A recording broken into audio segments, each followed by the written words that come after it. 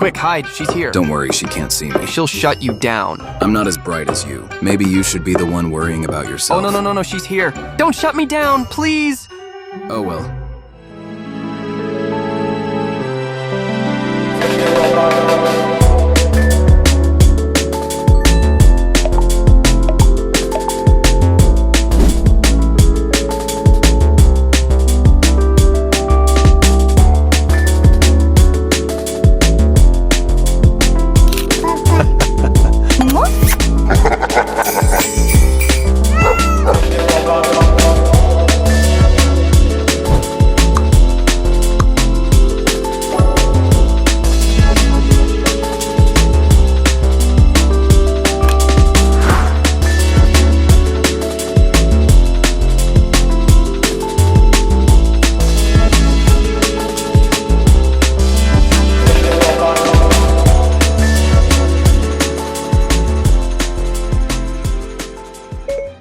Imagine the canvas from the new world.